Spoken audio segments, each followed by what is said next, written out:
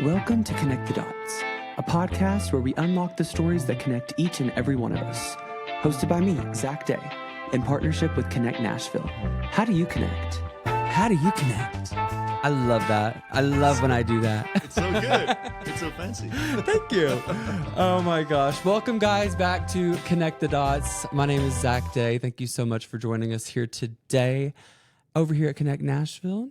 And with me today, I have my new friend and another guest of the podcast, Erlend Gunstveit. That's perfect. Was it really? Yeah, it's really perfect. I was so nervous I was going to butcher it.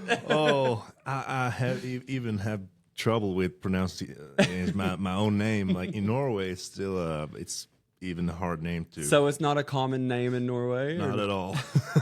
So even they're like, can you spell it? Right. Yeah. Yeah. So yeah. Wow. Well, thank you so much for taking some time out of your day to join me here. Thank you for inviting. Oh, absolutely. I really needed to get you on here because you recently just moved into the building here. Yeah. And I heard that you won The Voice Norway. Yeah. Which is amazing. So congratulations for that. Thank you. Thank you so much. Let's celebrate that. Yeah. No, that's amazing. That's so cool. And then how long have you been in Nashville? Maybe not Kenect, but just Nashville in general. Oh, in general, I've only been here like since January. Oh, wow. Yeah. Came straight from Norway to here? Yeah. I came from 5 feet of snow and then moved in like an Airbnb trying to find a more permanent stay. And wow. And I just came over here at the start of January and the temperature was like Norwegian summer nights almost. And Wow. yeah. So I've been here, Just a few months. Just a few months. Yeah. Wow. Amazing. Well, welcome. Thank you. Had you visited before? Yeah. So I've been there 4 times before I went here in January. And I just, 2 years ago, that when the pandemic was over, kind of, and we could start traveling again, I always had a dream coming to Nashville because I love the country music. I play country music, and I wanted to see the city, to go out on Broadway, on Music Row, see all the places that you grew up listening to, or things were recorded. And so I did it as a holiday with a couple of musicians, some friends of mine, and yeah, I just felt immediately that this is the place to be. This is inspiration. This is amazing. So Love that. I've been here a couple times, 4 times, and then I just figure out I have to move here. Yeah. Yeah. And you're like, I got to get out of Norway and make my way to Nashville. Yeah. So let's talk a little bit more about your life in Norway before you came here. I mean, I feel like I would love to go to Norway someday. And I'm so curious about what it was like to be growing up there and how maybe growing up there shaped your music. Yeah, that's interesting because I grew up in a small town, southern part of Norway, by the ocean. So I grew up by the ocean, and we had a great time growing up because the conditions are so small. Like in a small town, a small school, everything's just, everybody, and that could be a great thing, and it could be a curse. It could be both. But I mean, Norway is a pretty small country. Or? Yeah, really small. I think we're now about 6 million people in the whole country. Wow. So that's pretty small. And I'm not offended when people don't know where Norway is, or people like a lot of Americans think that it's a part of Sweden. Yeah. I said, well, that's our neighbor, but we're good friends. And I said that if you've seen Frozen, the movie, Oh, yeah. actually, if you see in my birth certificate, or what you call it, I'm born in a city called Arendelle. Really? That is true. And actually, that was the iconic. city that the Disney guys came to get inspiration, to seek inspiration for the movie. So it actually looks like the Arendelle on Frozen. Wow. But So it really is cold. It is cold. So so I grew up in the small town outside of Arendelle, and I always wanted to be what my granddad was, and that was a landscaper. I grew up beside a farm, on a small farm we had, but we didn't have animals. But my neighbor was a farmer, and Did you just raise like food, or like what did you have on the garden, or I mean on the farm? I'm sorry. Well, my grandparents were the last, or my great grandparents were the last people growing food on that farm. So Okay. when I grew up, we didn't have anything. Gotcha. But my neighbor had milk production and made corn, and that was pretty awesome for like a small boy. Yeah. On my way to school, I have to cross his property, and Yes. he invited me in to work with the cows, and I loved it. But then I realized, So that's a little southern in you right there, you know? Yeah. Because I'm the same way. I was raised on a little farm in were you? Kentucky. Yeah, so same sort of energy there. But yeah, that's amazing. I mean, that's definitely a culture of its own as well. You know, the farm boy vibes. I think so. I think that brings some kind of values, especially now when we have the war going on in Europe, and everybody talks about how can we provide ourselves because we can't right now. Norway can't provide ourselves with enough food. But growing up like that and knowing how to set potatoes and to how to harvest things, and just knowing that is a possibility. I think living off the land. living off the land, Yeah. bringing back some, like my grandparents, they're so nostalgic because they grew up during the war, after the Second World War, and you bring some kind of value with you when you grow up with them. And I had a close bond to my grandparents, and I always wanted to be a landscaper. So with a lot of school, because school back in Norway, that's all free. Higher education, everything is free. And so you can do whatever you want. My brother, he's like a journalist, he's a writer, he's a psychologist. He got so much education that I could never do that because I don't like reading books. But Right. I'm more the practical guy. So I wanted to be the landscaper. So that was what I became. And I didn't pay much attention to the music. I listened to music all day long. I listened to rock. I listened to musicals, to classic, to, of course, country music, because that is big back in Norway. Okay. And then I realized I wanted to do myself. I wanted to do that kind of music to make people feel things. So when you were growing up in school and things like that, were you singing or performing or playing guitar or learning any of that stuff when you were a kid, or no? No, not at all. I tried. Interesting. That is really interesting. Yeah, because I'm surrounded by people that artists or musicians in Nashville that they played all their life, and they had parents that played music, and I somehow wish that I had that, but nobody in my family does music. Wow. Like they like it, but they can't play it, and nobody can sing. And I was like, well, I can.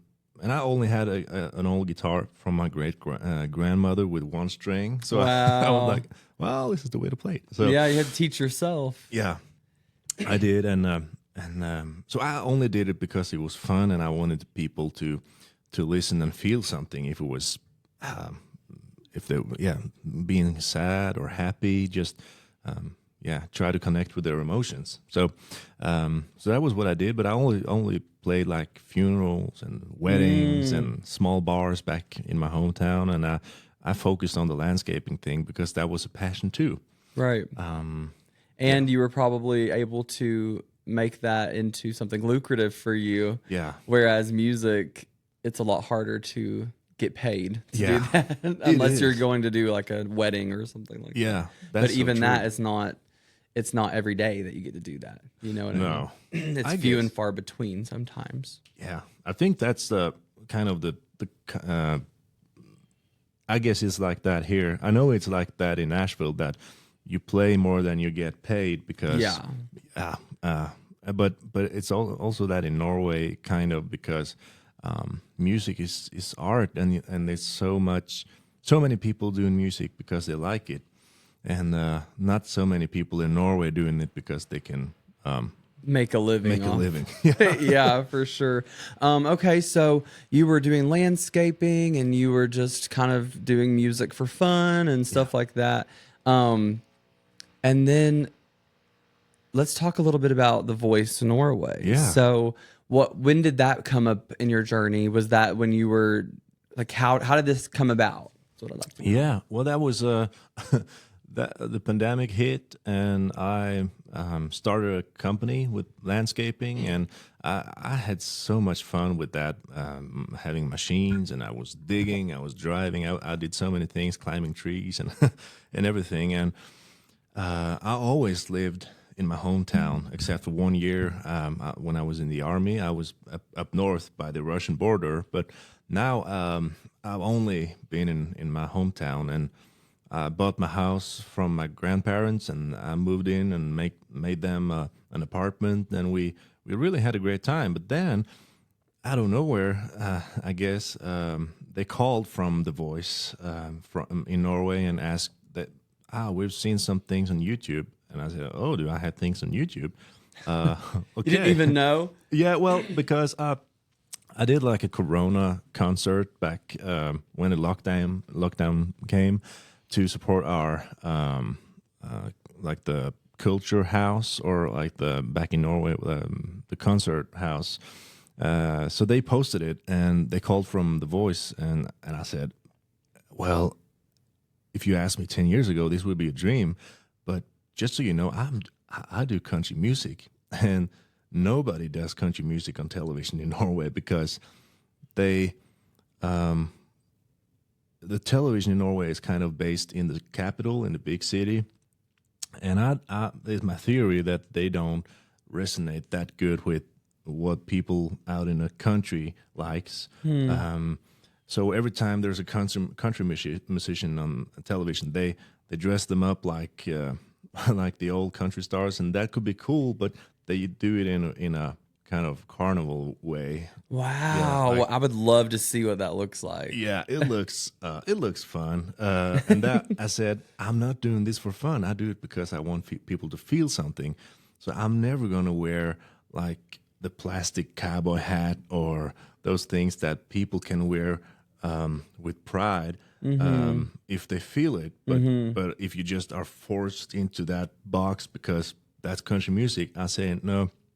Country music is so much more, and I grew up listening to Alan Jackson. Keith Whitley is my biggest hero. Okay, Randy Travis is a great influence, but that's amazing. Oh yeah, they're so great. Yeah, and the 90 country. That's a huge thing in Norway. Okay. I think Alan Jackson must be the biggest star over That's Norway. amazing. Yeah. Oh my gosh, I love that. And so I said, no, I can't be. I don't think I'm going to fit into the show. And they called me 1 week after, asked me, you sure you don't want to be a part of the show? We have a spot for you. And I said, I really appreciate it, but Were you just scared that you were? I was scared. That's scared. so interesting. You know, I mean, I guess had you had a lot of performance experience at that time? Yeah, just bars and, as I said, weddings, and so I played, and I played for drunk people, and when Norwegian people get drunk, they're really drunk.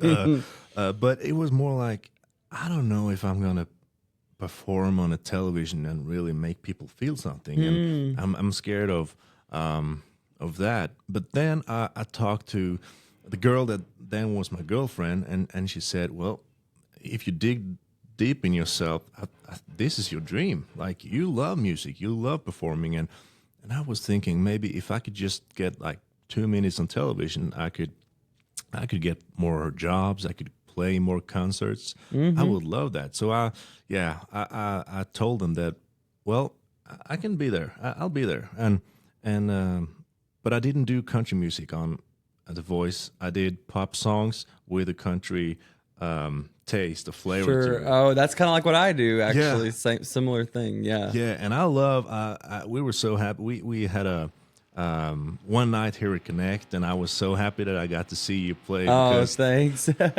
That was incredible. Oh, you were amazing, dude. You brought you. down the house. Yeah, for those of you just listening or watching, they have like pool jams here at Kenect where they put on a huge concert. That was actually my first time ever seeing one or being at one. And then I was playing it too. So I was a little unprepared because I was kind of expecting it to be a lot smaller. Yeah.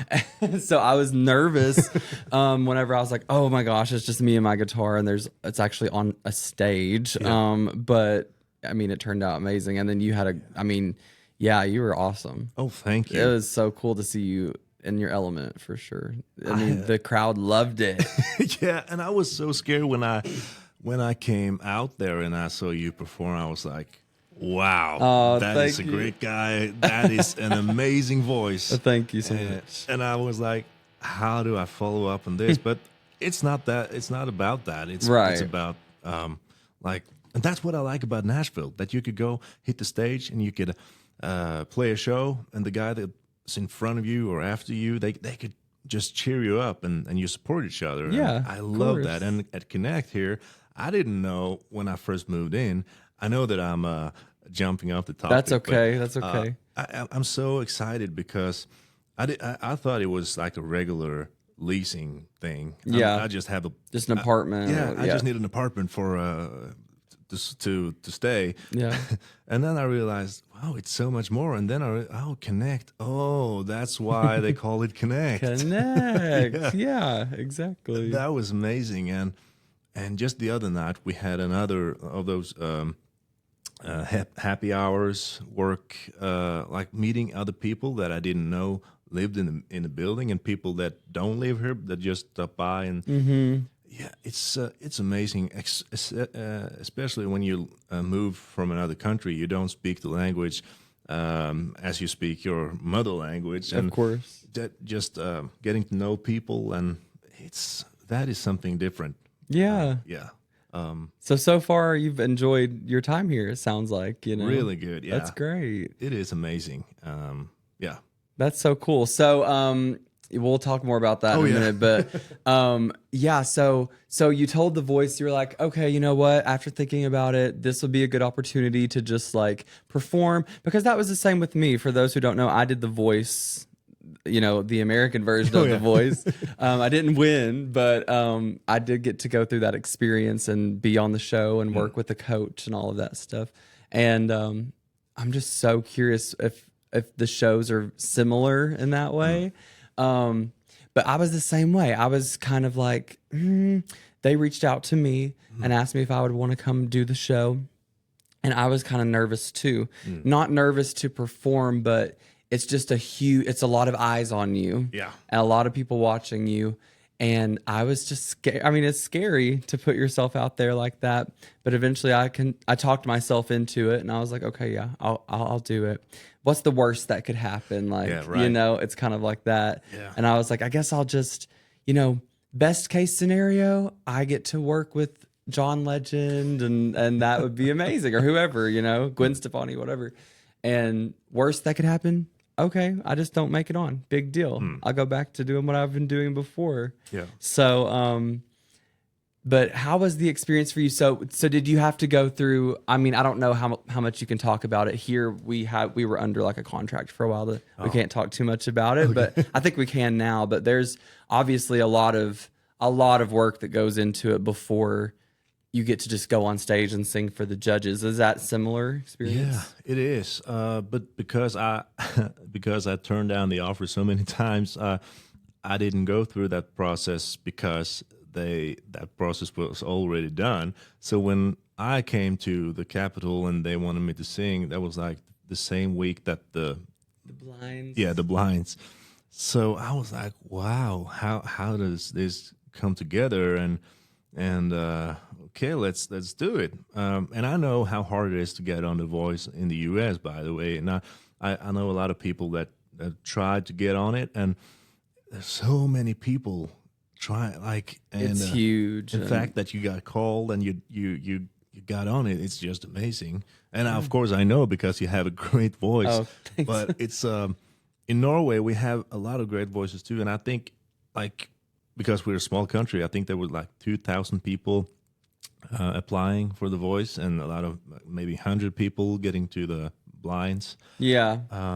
And that is an accomplishment. And I was thinking, well, if nobody turns around, I'm happy. Yeah. I proved myself that I'm not a bad singer, so I'm happy with that. Of course. And were you nervous? Not exactly, because I didn't think that they were going to turn around. You were just like, whatever, it's fun. Yeah, I I was scared of dreaming because I was scared of be disappointed or disappoint myself. Getting your hopes up. Yeah. Yeah. And I know that I was 26 at the moment, and I was like, well, if it doesn't happen, it doesn't mean that I'm a bad guy or a bad singer. It doesn't mean that a hope is out.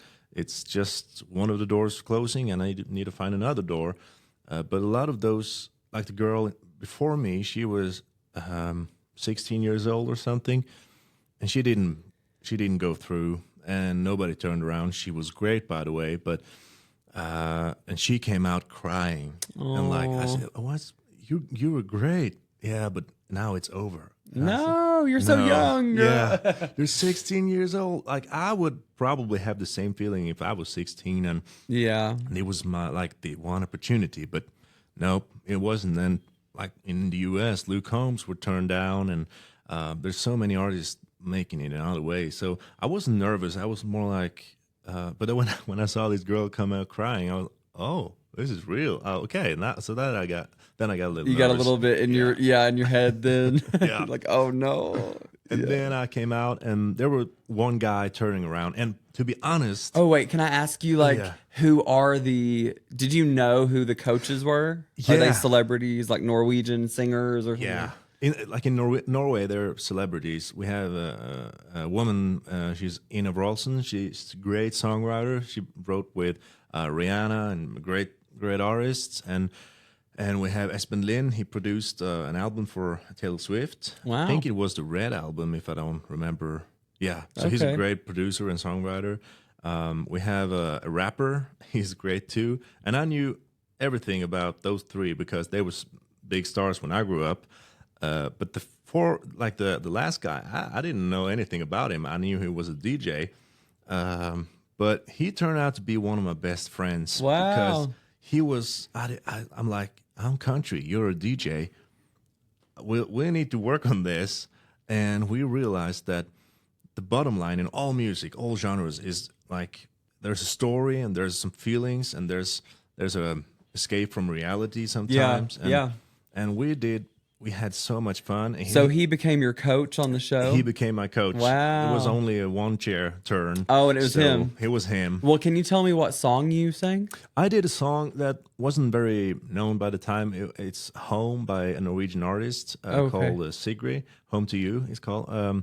And Is it like a country? You said you didn't do country, no, right? It's a pop song. Okay. And then we turned around, like, because the guitar player on the show, he's my guitar player back in Norway now because Wow. we turned out to be so good friends. So I said, "You want to tour with me?" He said, "Yeah, That's sure." so cool. I love to play country. I said, "Well, you do? You live in Oslo?" He said, "Yeah, and that's why I finally get to play country when you come to town." Wow. So now I bring him to hundreds of concerts every year. We have a great relationship, and So cool.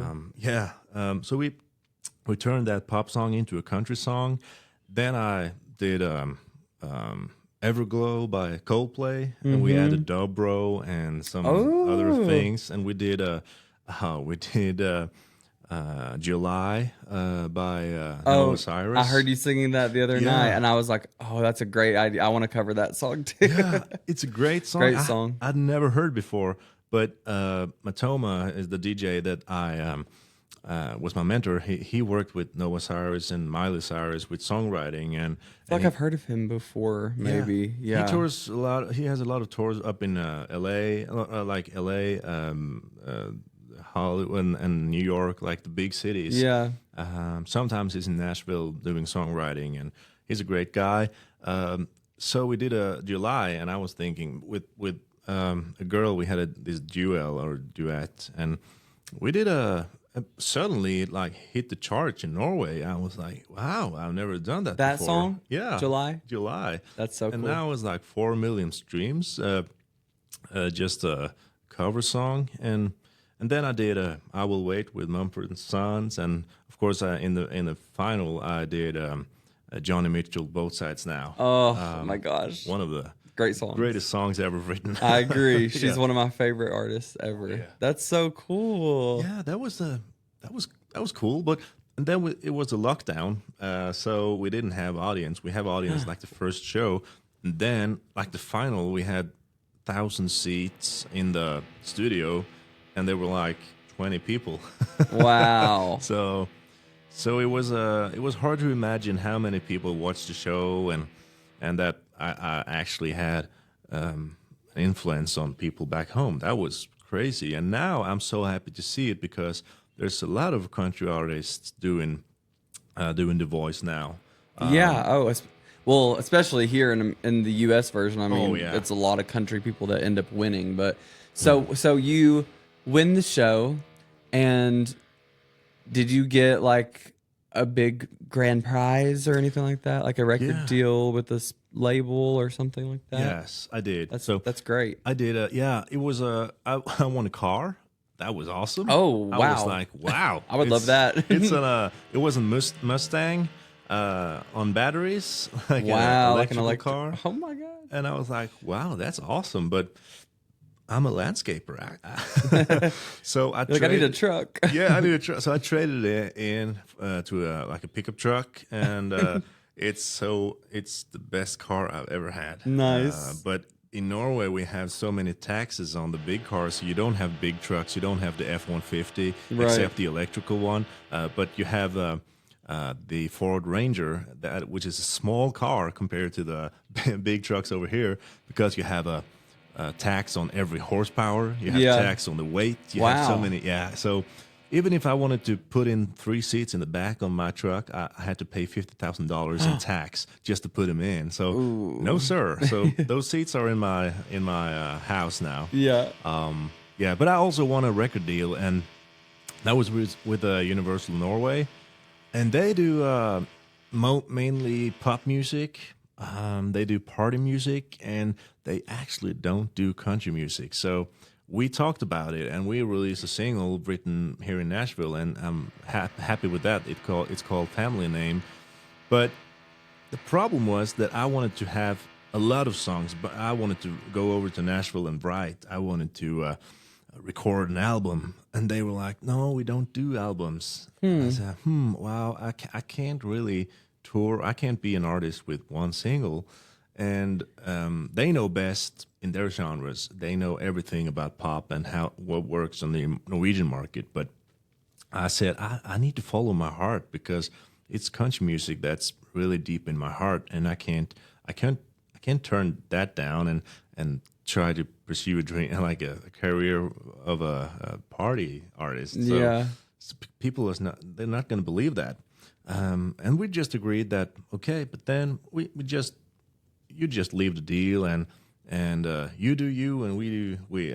So I was super happy with it. Great. And they're great people, by the way. But if you're not believing in the same direction or the same goal, I think it's best just to work on separate things. Just part ways and do what you need to do. I agree 100%.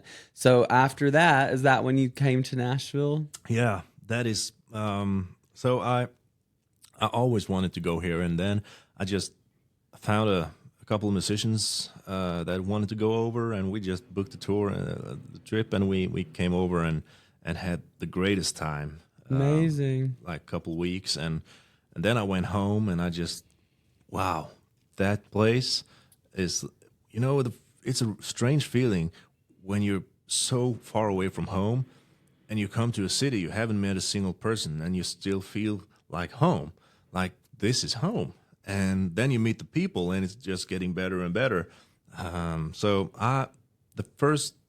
When I came here in January, I had a plan staying here just for a couple months, maybe until June. And then I realized, no, people are so nice, and I really have got some new friends here that care about me, and I care about them. I have to stay here for a longer time. So yeah, I'll be here. So you're here for a little while. Oh, yeah. That's awesome. Yeah. That's amazing. Well, I know you told me before the podcast started that you had some music on its way. Yes, sir. So that's amazing and super exciting. You got something coming out this month? Yeah, that's true. Can you tell us a little bit about it? Well, yeah, I've been releasing singles for a year now, and it's a project made. I've written almost all the songs. Wrote the songs, and it's produced in Norway, and So you've been writing here, sending it back to Norway. You have producers out there that you work with. yeah. That's so cool. Yeah, it's like And have you been recording everything here? No, I've recorded in Norway too. Oh wow, okay, So interesting. I used my band back in Norway in Okay. the studio, and because I wrote some of the songs here, some of the songs back in Norway, and some songs even came from Nashville that I never been a part of writing. Right. And it's just a journey, because I released my first album in the same year that I won The Voice. Or the year after, and then I released a Christmas album this Christmas, and now it's time for the third album with 10 songs. It's going to be country and country pop and country rock, a little Nice. mix of everything. Nice. And now I'm releasing that in May, and I'm going back to Norway to tour and to promote that album. Wow. And then I have actually recorded an album here in Nashville too that is produced down in Franklin with only the greatest musicians I've ever met. Oh yeah, for sure. And that's an album that I think I'll release that next year or something, but it's only with old classic country songs.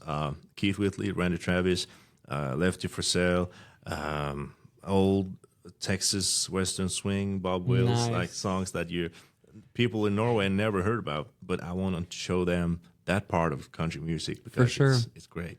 That's so exciting, man. I'm so happy for you. That's going to be amazing. Like Thank you. that's super exciting, and it's going to be amazing for you to go back to Norway and play your music. Oh man, I can't wait for that. You know, It's so cool because I always, as I said, lived in my hometown back in Norway, and now I moved over here. People are so excited because they get to see another part of the world through my Instagram or my Facebook or Snapchat even, and people are so, I wanted to go there too. So I had a lot of Norwegians coming over just to see Nashville with their own eyes. That's because amazing. it's just amazing, yeah. And now I see that my ticket sale are back in Norway are going up. Oh, for because sure. They wanted to have the stories because I'm yeah, I like to talk, as you've noticed. I do too. And, imagine how it is in Norwegian. I could talk for hours. I bet.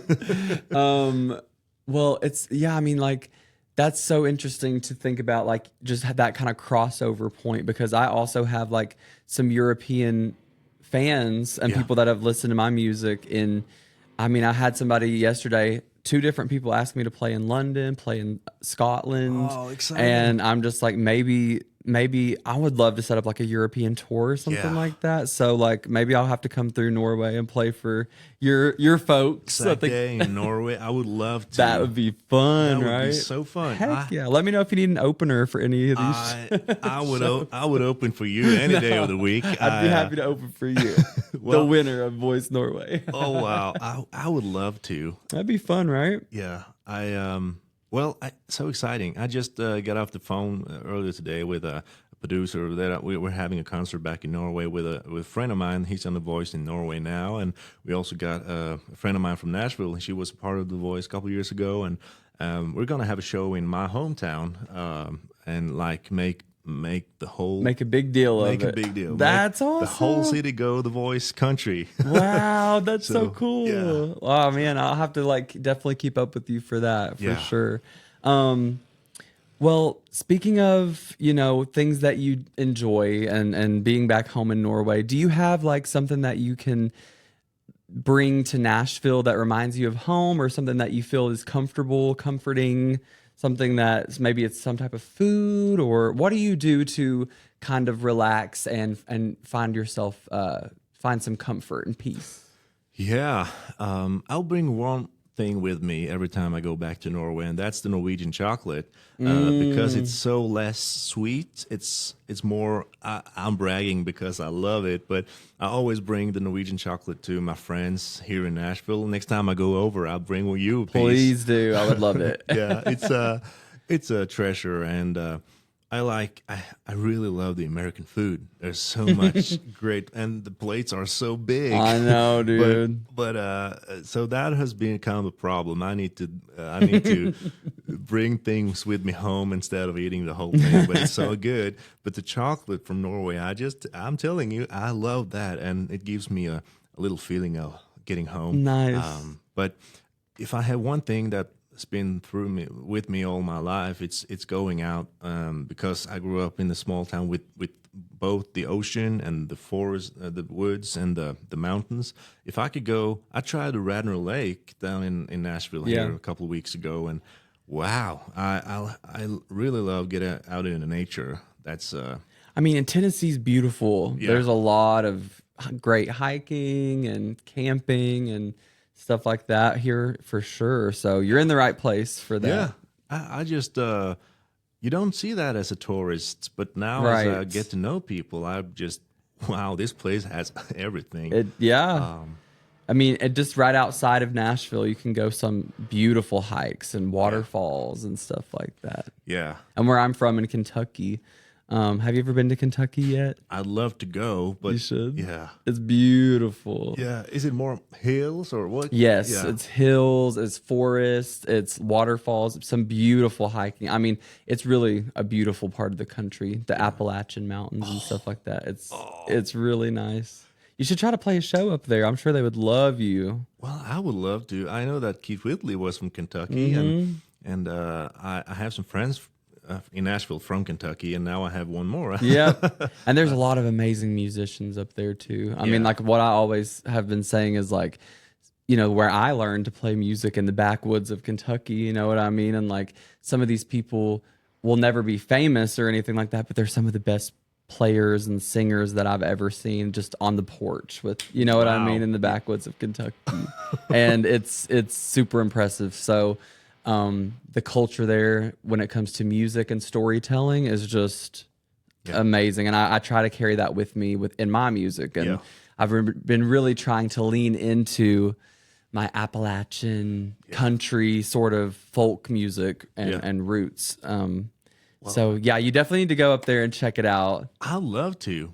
And it's so, I'm watching this documentary now with the Ken Burns, the country music. It's about 16 hours long. Whoa. But it's just amazing when you're from Norway, because the country music it's so different, but it's so influenced by the German music, the Irish folk music, even the African music, and in Norway we have a strong bond to the Irish folk music. So the Norwegian folk music is actually have a lot of in common with the like American folk or even bluegrass. And I love that. And it's really cool. Every year we have a lot of American artists coming over from Nashville to Norway, playing a Christmas show. Wow. Called Country and Christmas Country. And last year we brought over, or not me, I played the same show, but I'm not responsible. But the promoters, they brought over Emily Ann Roberts, which is really like blew up on The Voice, and she's one of the greatest voices I've ever heard. Wow. And they got to see the Norwegian folk music, and it's so incredible because you have extremely good musicians coming over. We had Jenny Fleener, she's been winning the CMA Musician of the Year 5 years in a row. She came over and saw the Norwegian fiddle, and it's just connecting people like that between like cultures, because we're kind of alike, but we're so different too. I love that. That's so just cool. bridge, yeah. I mean, that's the whole point, right? Yeah. Just bring people together and create and share cultures and connect. I mean, that's the whole point of everything we're doing right now. So. Yeah, it is. Yeah, that's amazing, man. Well, I would love to hear a little bit more about what you have coming up. If you want to give us, I mean, because by the time this comes out, I don't know when this is going to come out, but if you just want to give us if you have any dates lined up for some shows or some releases, feel free to plug that right now and plug your social media. Where can we find you and all that good stuff? I take it as a social media thing because my name is it's so hard to. I will put it in the bio. That's beautiful. It's Erlend Gunstveit. So if you put in Erlend, Erlend, I'll probably show up because we're not a lot of people with that name. The name actually means immigrant, so I feel that's kind of suitable for me being here. Love it. I have this album coming out in May.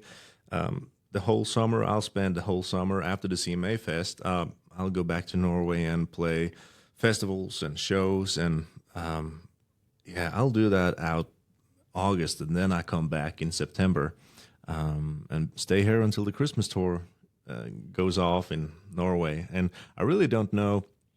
I don't have any shows coming up because things are happening so fast.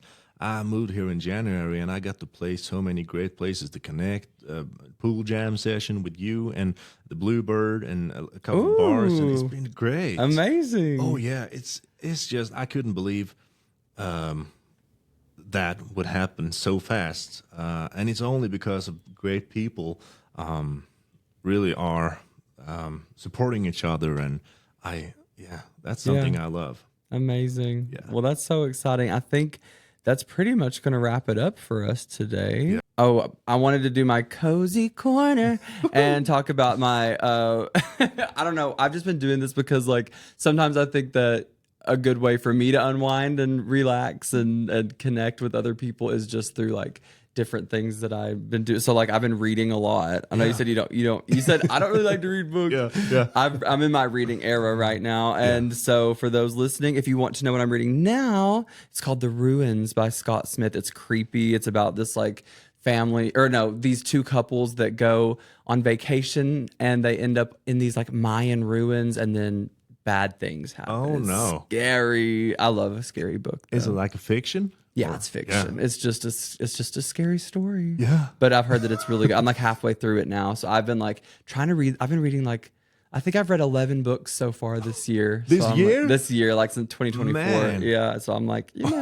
That's incredible. I love it. But see, like that's my thing is like I have a hard time trying to do something like that, which I really enjoy, but then I feel guilty because I'm like, oh, I should have probably written a song or made a TikTok or so I have a hard time trying to find that balance. Well, wow, because I wish my mother, she's a reader. My brother, elder brother, he's incredible. Like he could read like a book a day. I'm totally opposite because I don't have the focus. But I heard that when you read a book, I have read some books. So that's of course. But when you read a book, you can imagine things or kind of see things in another way than if you're watching a movie because they do it for you. Yeah. Do you like reading better than watching a movie? It depends. It really depends, but I love to read and then watch the movie or watch the show or whatever, because then I'm like, oh, I can kind of see we had a similar vision. Yeah. But I think it's creative for me to just like read and then picture it in my mind and then see if it kind of matches what they come up with. Yep. You know what I mean? But I also like to read too because I think that it expands my vocabulary when I'm writing music, and it expands my the way that I can tell a story, because I'm like, oh wow, they just said that in the most beautiful way. And then whenever I'm writing a song, I can be like, how would I say it more beautifully, more polished, more, you know what I mean? So anyway, but I really do try to find something to take my mind off music, because sometimes I get really stressed out about music and TikTok and social media. And oh man, it's a full-time job. It is. Well, before we end, like, what do you do to unwind, like, and try to find that healthy work-life balance? Yeah, I think it must be... you said going outside and hiking and stuff like that, right? That is the one thing that I do. It could even be running. I'm not a fast runner, but I feel like... And I've started to... Because I always listened to music when I was running, but now I started to listen to podcasts. Oh, yeah. I love the podcast. Yeah, that's super smart, because then you just... Oh, you're so soaked up in the story, and then I've been running for an hour. Wow, yeah. So that was a little bragging at the end of the an hour a day. An hour a day. Wow, that's amazing. And it's only smart podcasts, right? Of course, just kidding. But it's so true. You could. I love watching. Love listening to music. It's the thing that I do like almost all day long. But when it's your job too, it can be so, as you say, stressful. I go to bars because I love listening to the classic country music, also the writers round, listening to new songs. But then my mind goes like this all the time because, oh, I should do that. Oh, I should do that. I'm getting inspired, but also stressed because I don't have the time for everything, Exactly. every idea. Exactly. Have you done any of the writers rounds yet here? Yeah, I have tried. Yeah, and I've. Oh no, not Yeah, I did a writers round, and the first time I did that was in Denmark, actually. Oh. A festival called Nashville Nights with a lot of Nashville writers. Nashville Nights. Yeah, That's so cool. that's really cool.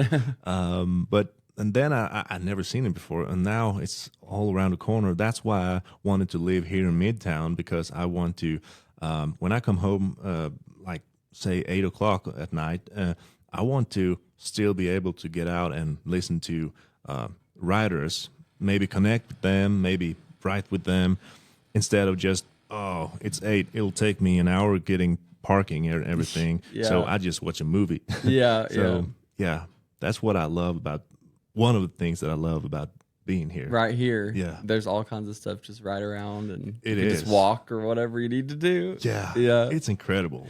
Well, I'm so glad that you joined me today over here on Connect the Dots at Kenect Nashville. Would you mind dropping your socials one more time, or how can people find Yes. You could write Erlend, Erlend, on Facebook, Instagram, Snapchat, Spotify, Yes. Apple Music, everywhere. Okay. And you'll probably find 2 Norwegian artists. I'm the one with the complicated last name. Gunstveit. Oh, shoot. Yeah, Can you say it that's again? good. That's so good. It sounds German, but it's Norwegian, but it's close. So it's Gunstveit, but Gunstveit. yeah, that's perfect. Yes. I wish my last name was Day. Yeah, that's so much easier, right? Yeah. Okay, well, thank you so much. And everyone, be sure to check me out on socials as well at Zach everywhere. Check out Kenect Nashville at Kenect Nashville. And from all of us over here at Connect the Dots, we hope you guys have a great day. Thank you. Bye. That's it. Yeah. It's a wrap.